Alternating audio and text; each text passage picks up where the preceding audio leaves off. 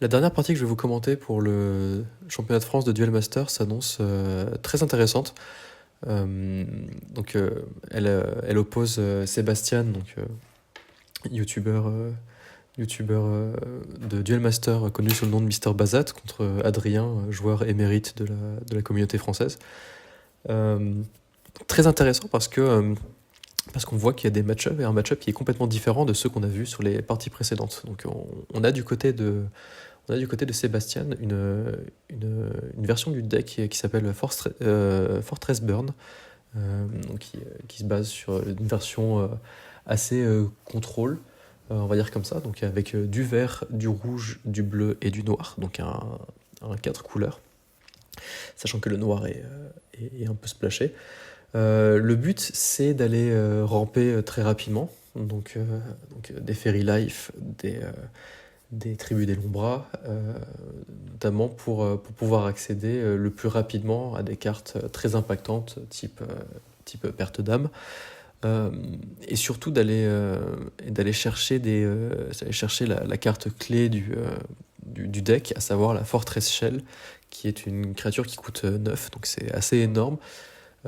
Mais si on y arrive plus tôt, ça impacte vraiment beaucoup plus, et c'est surtout que quand elle arrive en jeu, donc c'est une 5000 qui, quand elle arrive en jeu, va aller détruire 2 mana de la ressource de mana de l'adversaire. Ce qui fait que très très impactant si on arrive à ramper et d'aller ce qu'on appelle déramper l'adversaire. Ça permet d'impacter beaucoup le jeu, parce qu'il ne pourra évidemment pas jouer ses payoffs ou alors plusieurs créatures en même temps. On voit qu'il y a toute une partie rouge du deck, donc Fire, avec la solution de contrôle pour gagner les parties qui est Bol Meteus, qui est la solution par excellence pour pouvoir gagner une partie en attaquant 4 fois avec, en sachant que justement les déclenchements de bouclier ne pourront pas être activés. Et on voit aussi des volets de plomb et des Magmarex pour aller gérer les decks aggro, agressifs du coup, qui comptent justement sur poser plein de petites créatures pour aller attaquer les boucliers le plus rapidement possible. On voit du bleu notamment pour la pioche, donc des courants d'énergie, des surfeurs marins. Voilà, c'est à peu près... on retrouve ça très souvent dans les decks contrôle, justement. Et aussi l'addition d'une carte... de cartes très impactantes, notamment les Trash Crawlers, donc les rampeurs rosseurs, sont des 5000 pour 4, qui permettent, au moment où elles arrivent, donc des bloqueurs, hein, c'est très important, qui permettent de récupérer une carte du mana et de le mettre dans sa main, ce qui fait qu'on va récupérer un sort dont on avait besoin, on va récupérer un autre bloqueur éventuellement, etc., pour aller bien sélectionner comment on veut gagner la partie, quoi. Et au même titre que comment on veut gagner la partie, on voit l'addition évidemment du dragon Bazagazéal qui peut aller lock la partie en allant détruire les créatures dégagées. On voit un Pyromagnus Fighter qui peut être là dans certains match-ups pour aller mettre la pression qu'il faut, ou le dernier coup de grâce. Et on voit aussi des cartes qui font partie des decks très très contrôle, notamment le Gigargon, qui est une carte qui permet d'aller récupérer 2 créatures de son cimetière et les mettre dans sa main, ce qui est vraiment quand on sait qu'on joue un match-up contrôle, ou qu'on sait qu'on va avoir besoin d'avoir encore des ressources et encore des ressources pour aller récupérer ça, et récupérer potentiellement des Fortress Shell encore, des Trash Crawlers ou autres, et repartir encore, ou même des Bol Meteus si tous les Bol Meteus ont été détruits. Du côté d'Adrien, on est sur une version bleu-noir avec toujours cette base de créatures liquides, donc des gardes marins, des Aquaulcus, des surfeurs marins, des paladins de cristal aussi, parce qu'on veut pouvoir passer à travers les bloqueurs, donc dans plein de match-up, notamment avec du blanc. Et on voit aussi la partie avec Emerald et les Corils, donc des seigneurs cybernétiques. Emerald pour aller poser évidemment les meilleurs déclenchements de boucliers dans ses boucliers, à savoir les surfeurs marins, les puits de terreur. Et on voit aussi toute la partie noire qui va aller chercher à aller attaquer la main de l'adversaire. Donc les Ghost Touch qui permettent pour 2 mana en déclenchement de bouclier d'aller défausser une carte de l'adversaire. Et les Lock-Horror, qui sont une carte pour 1000 en déclenchement de bouclier aussi, qui peuvent aller défausser une carte. On voit aussi l'addition d'une perte d'âme qui peut s'avérer très utile dans certains match-ups, notamment les match-ups contrôle. Et on voit du coup évidemment des courants d'énergie qui permettent de ne pas être à court de cartes, et surtout une addition qui est très intéressante, c'est celle de l'ondin illusoire. Donc c'est un poisson qui coûte 5 pour 4000 et qui permet d'aller piocher 3 cartes si on a un seigneur cybernétique sur le terrain, à savoir des Corils ou des Émeraudes. Donc le but du deck, ça va être évidemment de mettre la pression, d'aller attaquer la main de l'adversaire, donc vraiment pas forcément sur le terrain, mais vraiment dans la main, pour être sûr qu'il va être à court de ressources, qu'il va avoir peu de cartes à jouer, qu'il va devoir faire des choix entre mettre une carte en mana ou alors sur le terrain, et de ne pas pouvoir accéder à ces gros sorts. Parce que si par exemple vous défaussez une carte de l'adversaire, il n'a qu'une seule carte en main, vous la défaussez, évidemment il ne pourra jouer qu'avec la carte du dessus de son deck. Et si jamais il avait un choix à faire, à savoir s'il piochait une carte, qui vaut 5 mana alors qu'il a 5 mana, c'est parfait, sauf que si évidemment il a 6 mana ou 7 mana, c'est soit le choix de la garder en main en attendant, mais en passant un tour, soit en la mettant en mana, parce qu'il n'a pas assez de cartes en mana. Donc voilà, une version avec des créatures bleues qui sont excellentes dans le format DM6, et plein d'options pour ne pas être à court de cartes, notamment quand l'adversaire essaye de vous faire défausser. Donc voilà, un match-up qui s'annonce encore une fois très intéressant. Pour la partie en elle-même, donc Sébastien va être à gauche de l'écran, et Adrien à droite de l'écran. La partie ne va pas forcément se jouer au début de partie, plutôt comme les autres se sont joués. On voit vraiment que les joueurs vont essayer d'avoir le plus de ressources possible, d'essayer d'aller attaquer la main de l'adversaire, d'essayer d'aller chercher du mana le plus rapidement du côté de Sébastien, et pour Adrien de l'empêcher d'avoir beaucoup de mana. Dans les deux cas, la perte d'âme serait dévastatrice si elle arrive à toucher la main de l'adversaire, en fait, et qu'elle arrive à lui faire défausser deux cartes ou plus. Donc à voir comment ça se passe. On voit du coup un démarrage assez lent des deux côtés, il n'y a pas besoin de mettre la pression, on sait que c'est pas le but de ces decks. On voit peut-être un Demerol, ouais. Non, c'est une perte d'âme, donc un toucher fantomatique du côté d'Adrien. Donc Adrien part sur cette option-là qui permet d'aller défausser. Donc voilà, là on voit l'exemple parfait d'un Bolméthéus qui arrive déjà dans le cimetière au tour 2, sachant qu'il n'y a que 2 Bolméthéus du côté de Sébastien dans son deck. Donc à part avoir des Gigargones pour aller le récupérer, c'est une très bonne nouvelle pour Adrien. On voit qu'il piocher 2 cartes avec un courant d'énergie et un Aquaelcus qui permet d'aller piocher une carte du côté d'Adrien. Là on voit dans les manas de Sébastien une Fortress Shell qui va potentiellement être récupérée un jour avec un Rampeur Rosseur, et c'est d'où la puissance de la carte qui permet à la fois de mettre un bloqueur et d'aller récupérer une carte très impactante au moment où ce sera venu. Donc un Lock-Horror dans le mana, donc on voit les 4 couleurs. On voit les 4 couleurs du côté de Sébastien. Sébastien qui en profite pour jouer une Tribu des Lombras qui permettra au prochain tour d'avoir 6 mana. 6 mana, c'est très fort, ça permet d'accéder directement à un Aquasurfer ou une volée de plomb éventuellement. C'est surtout dans le cas où si Adrien se développe encore plus, donc mettre encore un Aquaelcus, ça peut être intéressant de faire une volée de plomb au prochain tour. Ça dépendra de la main évidemment. Alors, on voit une attaque dans un bouclier qui est un puits de terreur qui va se charger de l'autre Aquaelcus, donc plus de raison de penser à une volée de plomb. Donc ça temporise un peu, ça fait économiser un bouclier, donc c'est une bonne nouvelle pour Sébastien. Alors Trash Crawler qui est mis en mana, on voit le Pyromagnus Fighter qui est là pour aller chercher, pour aller revenge kill les créatures, donc c'est une très bonne utilisation du Pyromagnus Fighter qui dit que en fait qui dit à son adversaire globalement, si tu as une créature engagée qui vaut moins de 3000, pour 3 mana, je la remove. Et c'est une excellente utilisation du Pyromagnus Fighter. C'est pour ça que la carte est excellente à la fois dans les decks aggro, comme on l'a vu dans les parties avant, mais aussi dans les decks contrôle. Encore un toucher vampirique, un toucher fantomatique, autant pour moi, qui va défausser cette fois-ci une perte d'âme, qui est excellente à ce moment-là, parce que Sébastien aurait juste pu poser un mana, la jouer, faire discarder les 4 cartes d'Adrien et potentiellement terminer la partie sur le spot. Donc euh,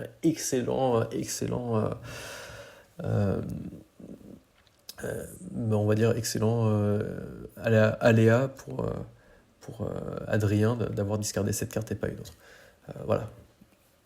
Encore Aqua Ulcus qui permet évidemment d'avoir des cartes en main en fait, et encore un toucher vampirique. Voilà, c'est vraiment, on voit la puissance du deck d'Adrien qui va aller encore enfoncer l'adversaire, qui va lui faire discarder avec 3 touchés vampiriques depuis le début, 3 touchés fantomatiques pour moi, depuis le début de la partie, ce qui lui a fait discarder du coup un Bol Météus, une perte d'âme et une Forteresse Shell. Donc c'est vraiment des cartes très très très impactantes, et du coup Adrien s'en porte très bien. Et là, on voit un Bazagazéal qui est aussi la dernière carte dans la main justement de Sébastien, qui va permettre d'aller chercher les cartes une fois par tour, d'aller détruire une créature adverse dégagée et qui revient en main. Donc c'est aussi un double briseur si jamais on veut terminer la partie avec. 8000 pour 8, c'est des stats excellentes. Emerald du côté d'Adrien qui va aller manipuler un bouclier. Des cartes comme Pyromagnus Fighter et voilà, on voit 3 cartes qui sont piochées du côté d'Adrien, donc on voit vraiment la puissance de ce deck, de savoir d'avoir un virus cybernétique et un ondin illusoire qui permettent d'aller vraiment piocher, de jamais être à court de cartes. Ce que je disais, c'est que les cartes comme Bazagazéal ou Pyromagnus Fighter qui reviennent en main, en fait, elles ont un gros défaut, c'est qu'elles peuvent être discardées. C'est leur seul défaut. Et il se trouve que Adrien a beaucoup de moyens de faire discarder les cartes. Donc c'est pour ça que des cartes qui peuvent normalement être très très très fortes, elles sont un peu moins impactantes dans un deck où justement on a, comme là je vois la decklist, on a 9 moyens dans son deck d'aller défausser des cartes dans la main de l'adversaire, ce qui est énorme sur un deck de 40 cartes. Courant d'énergie, donc pour piocher 2 cartes. Tout à l'heure, pour parler du principe de l'Aqua Elcus de tout à l'heure, c'est ce qu'on appelle une carte qui se remplace. Ça veut dire qu'en fait elle coûte 3 mana, elle coûte une carte en main et elle va aller piocher une carte. Donc en fait vous n'allez pas perdre de carte d'advantage, ce qui est assez fou. On voit que c'est un Aqua Sniper qui a été discardé, donc il reste que le Bazagazéal. Je pense que qu'Adrien souhaitait aller défausser le Bazagazéal, parce qu'évidemment c'était la grosse menace. L'Aqua Sniper est une carte qui vaut 8, un Liquid People, qui est 5000, donc c'est très intéressant, et qui surtout permet d'aller remonter jusqu'à 2 cartes en main sur le terrain. Donc là maintenant, Adrien se dit qu'il peut commencer à attaquer. Il sait qu'il y a un Bazagazéal, donc en fait s'il attend, tous les tours il va perdre une créature, ce qui n'est pas optimal. Emerald qui tape dans un bouclier qui est un Crystal Memory. Crystal Memory, c'est un déclenchement de bouclier pour 4 qui vous dit logiquement d'aller chercher la carte que vous souhaitez dans votre deck. Donc phase de réflexion du côté de Sébastien, et comme il y a beaucoup de cartes qui sont en one-off en plus, alors là il se trouve que dans cette partie il y a beaucoup de cartes qui sont dans le cimetière, mais potentiellement voilà, il peut aller récupérer, il peut décider d'aller récupérer une volée de plomb s'il veut se débarrasser du terrain. Il peut décider d'aller chercher une carapace forteresse pour aller détruire du mana d'Adrien, même si Adrien a suffisamment de mana maintenant. Il peut aller chercher le Gigargon s'il n'est pas dans les boucliers ou dans les manas, parce que j'arrive pas exactement à voir avec les reflets, pour aller justement remettre une couche de je remets une créature, je vais aller récupérer, etc. Crystal Memory a l'avantage de ne pas montrer ce qu'on récupère à l'adversaire, donc c'est très important de savoir que l'adversaire n'a pas l'information. Donc on a un surfeur marin et c'est une perte d'âme. Donc je pense que ce qu'a récupéré Sébastien, en effet, c'est une perte d'âme qui fait défausser les 4 cartes de la main d'Adrien, ce qui est monstrueux. Alors ça c'était excellent aussi, c'est une pioche, potentiellement la meilleure pioche qu'aurait pu piocher Adrien, à savoir un des 2 Gigargon qui est dans son deck, qui lui a permis d'aller récupérer 2 créatures, donc Emerald et une autre que j'ai pas pu voir, mais on va évidemment voir à quoi ça ressemble très, très bientôt. Donc là, toujours le Bazagazéal qui continue une fois par tour d'aller supprimer une créature. En revanche, si jamais Adrien commence à mettre plusieurs créatures par tour, ce qu'il pourrait faire, parce qu'il a beaucoup de mana, et potentiellement ça peut être très fort. Et je pense que c'est un ondin illusoire, ouais, c'est excellent. C'est ce que j'aurais pris également, c'est donc Emerald et ondin illusoire, donc pour être sûr d'avoir 2 créatures et d'aller piocher 3 cartes. Donc là, voilà, Adrien s'est littéralement refait une main, il a 4 cartes en main, c'est excellent, surtout après une perte d'âme, c'est voilà, il n'y a pas beaucoup de decks qui sont capables de le faire, et je pense que c'est une des raisons pour laquelle Adrien a joué ce pack, c'est de savoir qu'il n'était pas du tout, voilà, qui potentiellement n'était pas très sensible quand même à ce genre de combo. Donc on va base Agazéal, et maintenant Sébastien a de quoi mettre une créature plus un base Agazéal, ce qui va commencer à embêter un peu Adrien, parce qu'il va pouvoir commencer à jouer 2 cartes en un tour, dont une carte qui va permettre de lui détruire une créature qui est dégagée, ce qui est assez rare dans Duel Master, et notamment en DM6. Donc il y a très peu de cartes qui peuvent se débarrasser des créatures dégagées, et ce qui permet en fait à l'adversaire, quand il a la possibilité que de poser une créature par tour, cette créature ne survivra pas. On voit un deuxième Emerald, donc 2 boucliers qui sont manipulés. Ça commence à être compliqué, mais si le but de Sébastien c'est d'aller chercher un bol Météus pour détruire la partie, pour finir la partie, malheureusement ça va pas impacter quoi que ce soit. On voit le dernier Ghost Touch qui permet enfin de se débarrasser du base Agazéal. Donc maintenant la partie a l'air d'être plutôt en faveur d'Adrien, parce qu'il n'y a plus énormément de menaces. Il doit rester encore un bol Météus, voilà, donc Sébastien est en train de regarder dans son cimetière aussi, dans son mana, pour vérifier ce qui lui reste potentiellement dans son deck. Alors, je sais pas ce qu'il est exactement en train de faire ou de sélectionner. Bon, on va voir tout de suite, peut-être qu'il cherche quelque chose. Le fait d'avoir... très important dans Duel Master aussi, c'est que le fait d'avoir fait un tuto, donc le Crystal Memory tout à l'heure, ce qui fait que normalement, si on connaît très bien sa liste, on peut savoir ce qu'on a en bouclier. Alors voilà, on voit un Gigargon, donc il a pioché aussi un Gigargon, qui est très très bonne pioche à ce moment-là, qui a permis à Sébastien d'aller récupérer depuis son cimetière de nouveau le base Agazéal et l'Aqua Sniper. Donc, quand je vous ai dit que le tour d'avant, c'était plutôt à l'avantage d'Adrien, c'est un peu moins véridique maintenant, je pense que c'est à peu près even. Je vois qu'il lui reste malheureusement que 2 boucliers à Sébastien, donc potentiellement si Adrien arrive à mettre un coup de pression encore maintenant et à se débarrasser de ses boucliers, la partie peut se terminer comme ça. Donc on voit que Adrien continue à repiocher 3 cartes encore, il lui reste que 2 cartes dans sa bibliothèque, donc très important dans Duel Master, c'est quand on pioche la dernière carte qu'on perd la partie. Donc voilà, la partie doit se terminer. Littéralement, elle doit se terminer non pas au prochain tour, mais au tour qui suit. Donc on voit qu'elle a 2 boucliers, pas de volet de plomb, si peut-être, non, un puits de terreur qui va aller se débarrasser peut-être de Londin illusoire. C'est possible, mais sachant qu'Adrien va avoir besoin de gagner au prochain tour, sinon il perdra la partie. Très tendu comme partie, des Gigargons qui sont excellents, qui ont été excellents des 2 côtés, hein, surtout du côté d'Adrien actuellement, mais c'est une des raisons pour lesquelles elle est jouée en 2 exemplaires, et c'est un choix très judicieux. Alors le puits de terreur, la réflexion du côté de Sébastien sur savoir de ce qu'il détruit. Je pense qu'il détruit le Londin illusoire parce que c'est la créature qui a le plus de force, sachant que il aurait peut-être pas voulu laisser de virus cybernétique, mais Adrien n'a que 2 cartes dans sa bibliothèque, donc il ne veut pas piocher, il ne veut surtout pas jouer un Londin illusoire dans ce cas-là. Alors je sais plus exactement si le Londin illusoire oblige à piocher 3 cartes, ou alors si ce n'est pas le cas, je suis en train de vérifier en même temps. Genre j'arrive pas à voir. Mais en tout cas, ça n'aurait pas changé grand-chose actuellement.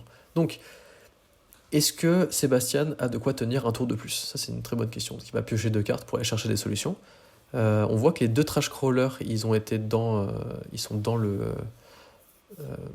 dans la mana, donc il peut pas jouer des bloqueurs. Il n'y a pas d'autres bloqueurs dans le jeu, et donc c'est à maintenant de savoir si Adrien arrive à gagner la partie, et malheureusement ce n'est pas le cas. Je suis en train de regarder sa decklist de nouveau, on voit des paladins de cristal, ce qui aurait permis de faire par exemple garde-marin plus paladin de cristal, parce que Aquaulcus, je crois qu'Aquaulcus n'oblige pas à piocher une carte, donc il aurait pu faire n'importe quel Liquid People et un cristal à paladin pour aller attaquer directement. En revanche, je pense que les 2 paladins de cristal ont dû être mis dans les manas, ou alors qu'ils étaient présents dans les boucliers, ce qui est dommageable, mais bon, c'est comme ça, quoi.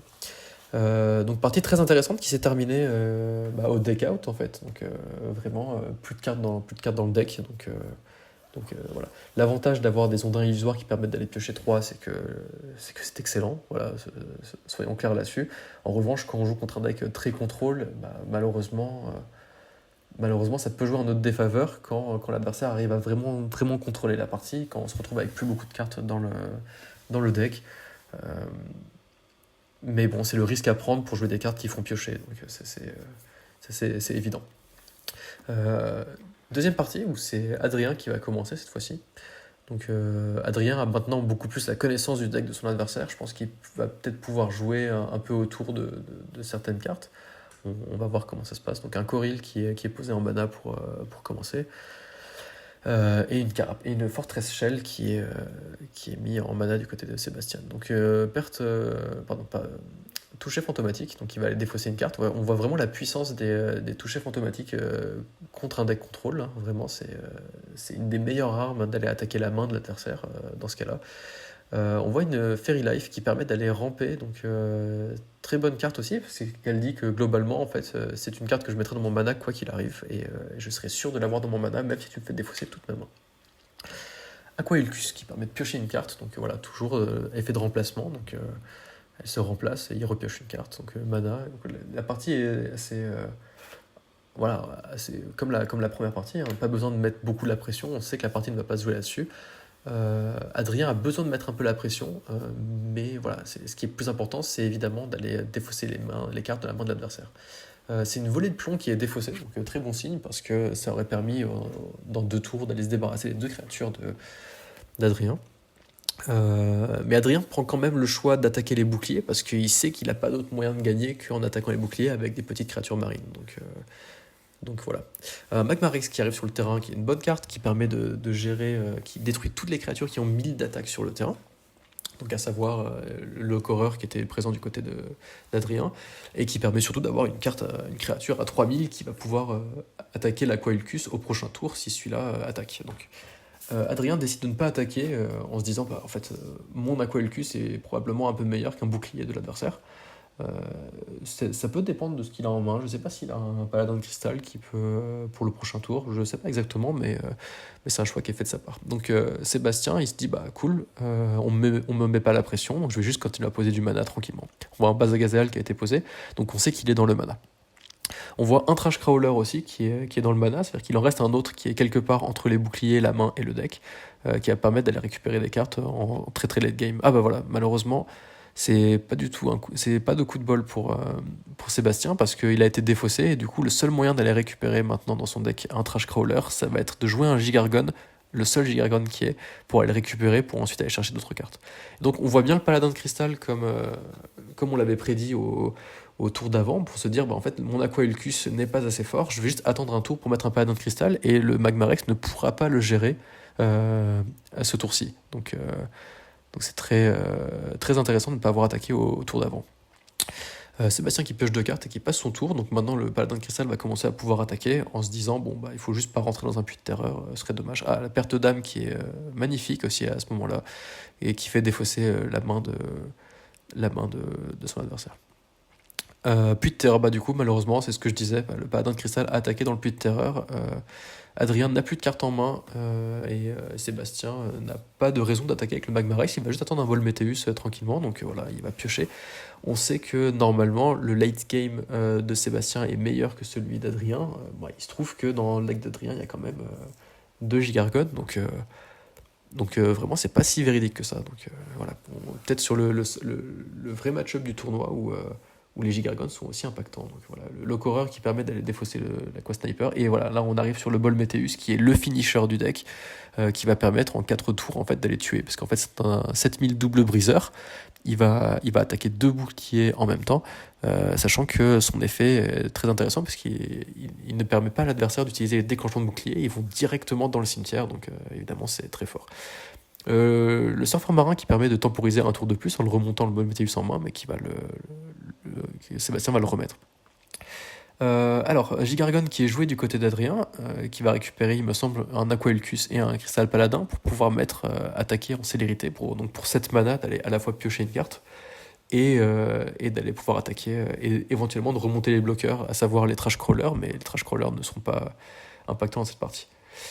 Donc voilà, on voit Bolmetheus qui commence à attaquer. Il n'y a pas de raison de ne pas attaquer, évidemment, parce que c'est littéralement détruire 2 boucliers gratuitement. Sachant qu'en plus, Adrien n'a pas de moyen d'aller tuer le Bolmetheus via des attaques. Parce qu'il n'a aucune carte qui va au-dessus de 7000 d'attaque dans son deck.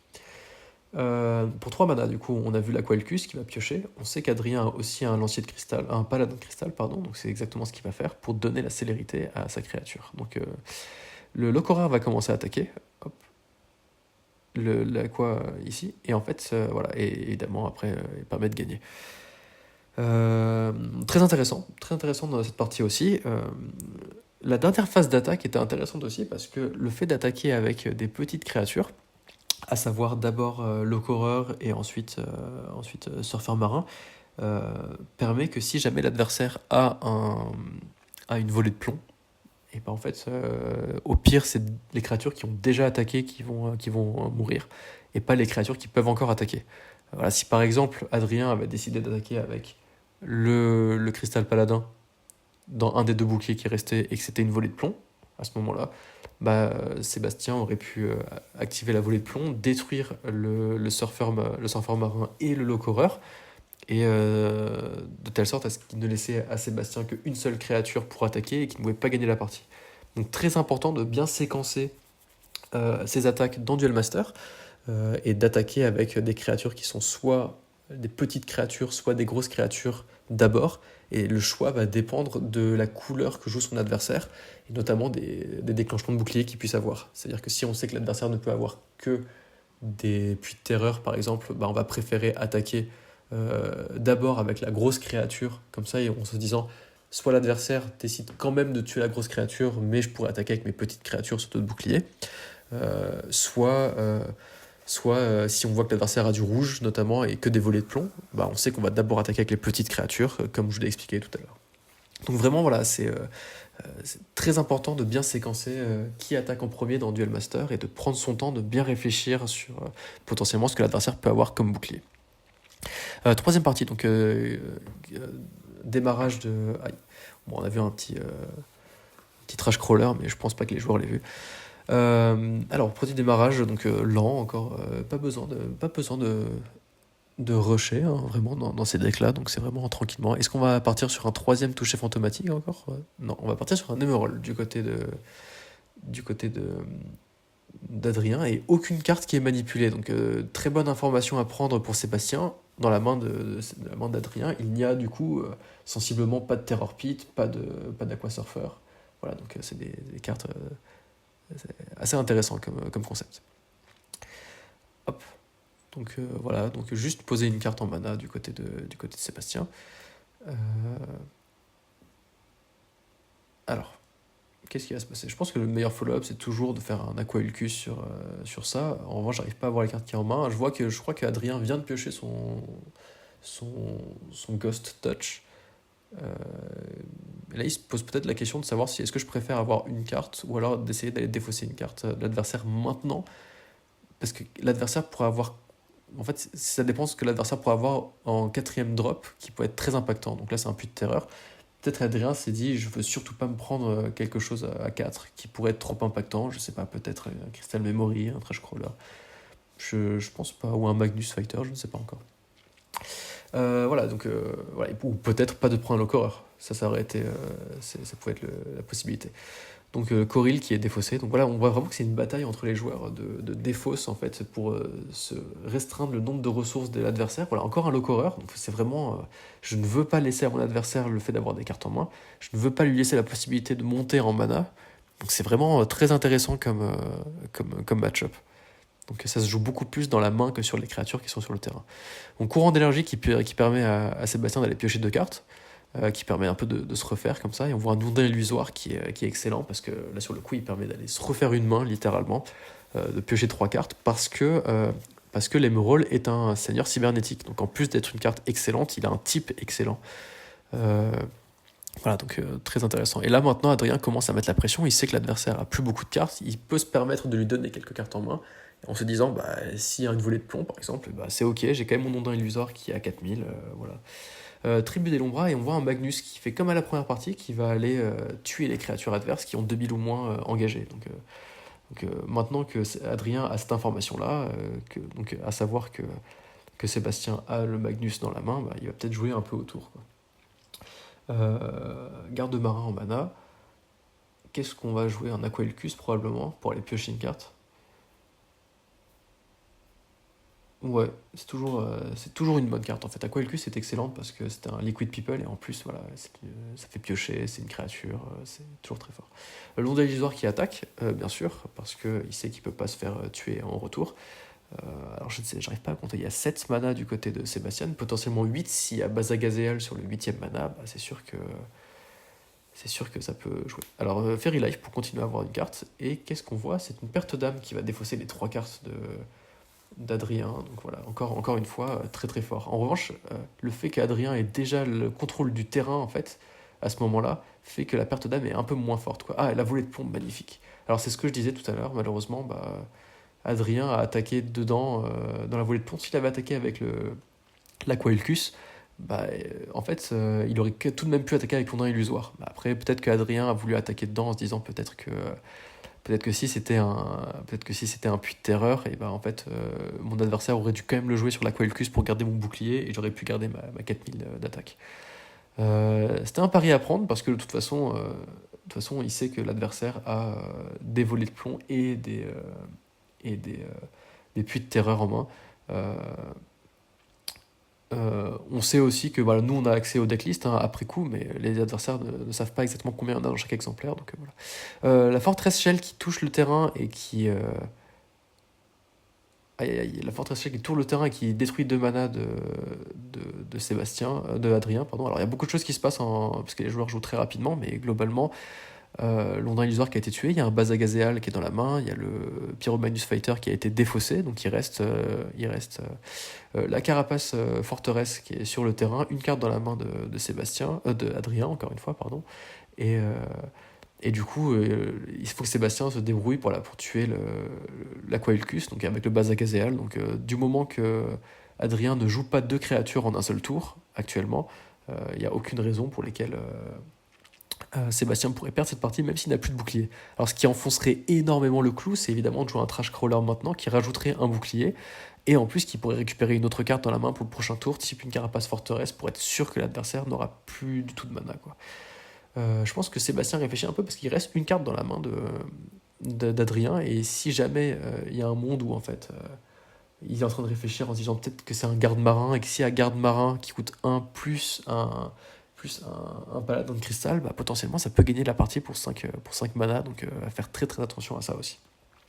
Je pense que Sébastien veut absolument tout actuellement, sauf perdre la partie sur cet enchaînement de cartes. Donc, réflexion, potentiellement, on sait qu'il a un Bazagazéal dans la main qui ne sert plus à grand chose pour l'instant parce que là, ce tour-ci, il n'y a pas de créature sur le terrain et qu'il n'a aucun intérêt à aller donner des cartes dans la main d'Adrien parce que en cassant des boucliers, bah, évidemment, vous donnez des cartes dans la main de votre adversaire, donc soit un paladin de cristal, soit un garde-marin en l'occurrence. Je pense que, évidemment, si Sébastien avait une Fortress Shell, ce serait le meilleur choix possible parce qu'il sait qu'il réduirait les manas de son adversaire à 3 manas, sachant que les 3 seraient noirs et qu'avec 3 manas noirs dans le deck d'Adrien, évidemment, on ne peut rien jouer d'impactant. Enfin, juste des Ghost Touch, mais qui ne servent plus à rien actuellement. Je pense que s'il réfléchit, c'est qu'il n'a pas la carte en main. Donc potentiellement, plusieurs choix qui s'offrent à lui. Je vois un bol Météus dans sa main, donc ça c'est le choix de je prévois de gagner sur plusieurs tours, mais je pense que ce qui est le plus important maintenant, c'est d'essayer d'être sûr de ne pas perdre dans les tours qui suivent. Donc c'est pour ça peut-être qu'il essaie de réfléchir, et s'il n'a pas d'option pour pouvoir essayer de survivre pour les prochains tours, bah, il jouerait le bol Météus. Voilà, donc c'est ce que je disais. Voilà, il récupère un Trash Crawler avec un Trash Crawler, et là ça commence à faire très mal. Et je pense qu'il allait récupérer la Fortress Shell après. Alors ça n'empêche pas que l'adversaire peut tout de même gagner sur Garde-Marin plus Crystal Paladin, parce que le Crystal Paladin, quand il arrive en jeu, remonte tous les bloqueurs en main. Donc c'est un peu un enfer à jouer contre. Mais on voit que c'est pas le cas actuellement, et que Adrien préfère garder ses cartes en main en se disant peut-être bah, c'est pas grave, au pire je me prends je me prends la Lost Soul. Et voilà, comme je disais, donc la Carapace Fortress qui a été récupérée, qui a été mise, il reste que 3 manas noirs du côté de Sébastien, du côté d'Adrien. 4 manas noirs, donc aucun moyen de jouer des créatures autres que l'Horreur. Et ça ne sent pas bon du tout pour Adrien. Parce qu'il lui faudrait 2 manas bleus en fait pour s'assurer de pouvoir partir sur sa combo entre guillemets, d'avoir son garde marin plus son, euh, Cristal Paladin. Donc ça va être un moment de jeu Bol Météus, voilà, c'est ça. Et en fait, du coup, on voit un Bol Météus qui va dire bah, en fait, je sais que tu ne vas pas avoir de réponse, et dans 4 tours, tu auras perdu la partie. Même dans 3 tours, en fait, parce qu'il suffit d'avoir un Bol Météus qui va attaquer 3 fois, et il ne restera plus de bouclier, il restera la Carapace Shell de pouvoir attaquer. Donc, faire discarder une carte de l'adversaire, c'est un base Agazeal, c'est ok, mais malheureusement, ça n'impactera absolument pas la partie. Je pense que c'est histoire de jouer des cartes tout de même. Là, on voit il reste à Sébastien d'attaquer, de piocher 2 cartes. Voilà, il peut piocher 2 cartes, il peut aller chercher encore plus de choses pour être sûr de ne pas perdre la partie. En revanche, il sait que l'adversaire ne peut pas jouer 2 créatures bleues en fait, au prochain tour. Donc il est au moins safe pour le prochain tour. Et peut-être qu'il prévoit de telle sorte à ce que si jamais Adrien met une créature bleue et encore une autre créature bleue, peut-être que s'il arrive à lui faire défausser les cartes qu'il a en main, bah c'est sûr que là, il sera perdu de chez perdu, quoi. Voilà, donc c'est vraiment des belles parties qu'on a vues depuis tout à l'heure. Je pense que c'est peut-être un peu dommage qu'Adrien ait tapé avec Londrin Illusoire dans la volée de plomb, mais c'était un choix à prendre. Donc on voit l'Horreur qui va aller défausser une carte dans la main d'Adrien, et on voit que c'est un Coril qui n'aurait pas impacté la partie. Voilà, les 2 boucliers qui vont être détruits. C'était un des Cristal Paladins, donc en plus ça soulage un peu, je pense Sébastien qui se dit bah c'est sûr que voilà, dans ce cas-là il va pas l'avoir, quoi. Donc voilà, la partie, c'est ce qu'on appelle l'inévitabilité, en fait, quand on joue contre un deck contrôle. Et en fait, le deck contrôle, on sait qu'il n'a plus aucun moyen de perdre, c'est juste le fait d'attendre et puis d'attaquer. Donc voilà, très belle partie entre les 2 joueurs, qui malheureusement euh, ne feront pas de top 4 ni l'un ni l'autre, mais c'était une très belle partie. Voilà, c'était un angle différent de Duel Master, donc pas forcément sur la bataille du ressource et des terrains, mais pas la bataille du terrain et des ressources, mais vraiment des créatures. Mais vraiment, voilà, à savoir attaquer dans la main, prévoir sur le long terme, d'avoir un plan de jeu qui permet de gagner avec certaines win conditions qui ne sont pas forcément celles des petites créatures qui attaquent. Donc voilà. Merci à tous pour m'avoir écouté. J'espère que ça vous a plu. Et puis profitez bien des commentaires de la phase finale, donc à savoir de la demi-finale, de la petite finale et de la grande finale du tournoi de Duel Master du championnat de France 2026.